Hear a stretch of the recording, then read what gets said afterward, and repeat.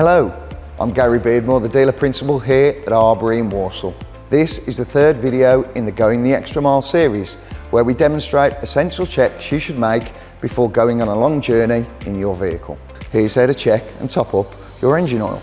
Your engine oil is really important. Having too little oil in the engine can cause major long-lasting damage, which could be very costly.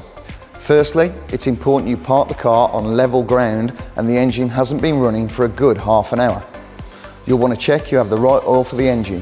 Check the owner's manual or go online to the manufacturer website to make sure you're using the correct grade of oil for your vehicle. You'll need to pop the bonnet and locate the dipstick, but do check the owner's manual, as some more modern vehicles now have electric oil monitors instead. When you've found it, remove it and give it a good wipe clean. Then replace it and remove it again. The level of oil should be clear to see between the minimum and the maximum markers. If it's below or near to the minimum, it's time to get the top up. Then look for the oil filler cap. Unscrew it and pour in a little oil at a time. Wait for a few minutes so the oil has time to settle, and then recheck the dipstick until you're happy you have the right level. Remember to use the right oil, don't overfill, and check the engine oil every month or so. We recommend that you completely drain and replace your engine oil and filter in line with your manufacturer's stated intervals.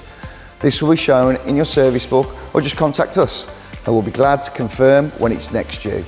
If getting under the car bonnet is not your cup of tea, then feel free to get in touch with us here at Arbery for a complimentary vehicle health check, where our manufacturer approved technicians can review your engine oil levels and much more for you to make sure your car is fit for those longer journeys. Thanks for watching and see you soon at Arbery.